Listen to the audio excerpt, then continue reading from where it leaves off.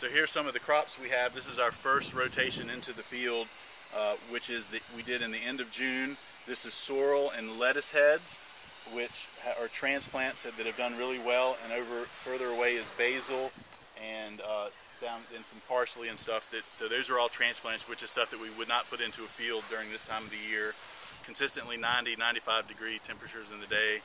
And then over here we have direct seeded arugula and salad mix, which is not quite 2 weeks old. It was sowed 2 weeks ago, coming on the, in a couple days. So it's done really well. Germination's really good, and the growth seems good without any like ill effects from the heat.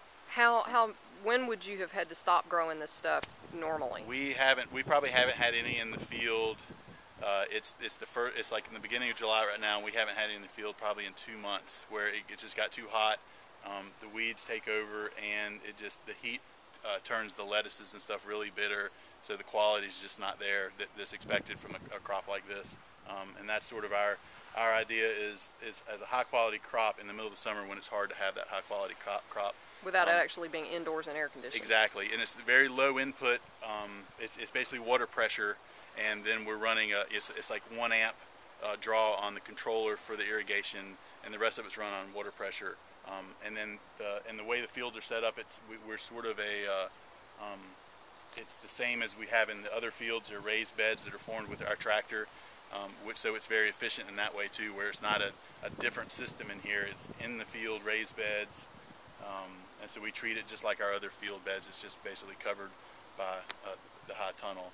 How wide is it? And it's 35 feet wide, and it's 96 feet long. And we have one end of it we're using a little bit to keep some transplants controlled, and we're going to do a little propagation. So we have 84 feet of field beds and roughly 10, 12 feet of some germination beds.